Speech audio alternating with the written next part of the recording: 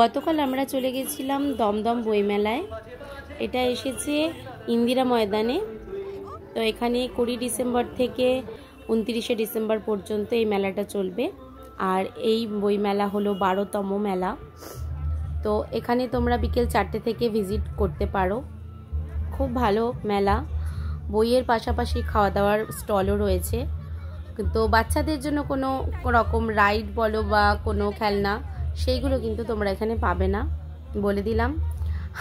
আর দেখতে পাচ্ছ পেট পুজোও চলছে, আর ওদিকে বইয়ের কেনাকাটিও চলছে।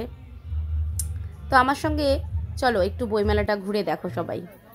আর এখানে পিঠের দোকান বসেছে, পিঠে পুলির দোকান, নানা রকমের দুধ পুলি, ভাপা পিঠে, পাটিসাপটা, আরও ওই মালপোয়া এইসবের দোকান রয়েছে। আর এখানে তো দেখতে পাচ্ছ খাওয়ার দোকান, নিমকি, স্ন্যাক্স এইসবের দোকান রয়েছে, জিলিপি। তো বইয়ের কয়েকটা স্টল আমরা ঘুরে দেখলাম। তো আমার সাথে তোমরাও ঢোকো স্টলের ভেতরে। ড্রয়িংয়ের বুক দেখো, সর একটা জিনিস পেয়েছি তোর পছন্দের। ও উপরে শিব ঠাকুর দেওয়া, ভেতরে নাই।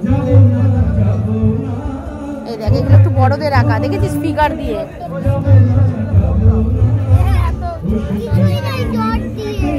না না, এখানে লেখালেখির কিছু নেই। এইটা তোর হতে পারে, এই সিনারিটা। হ্যাঁ বড় মানে তুমি শিখতে পারবে আস্তে আস্তে। এখানে বাংলার বেশ গল্প আছে ভালো।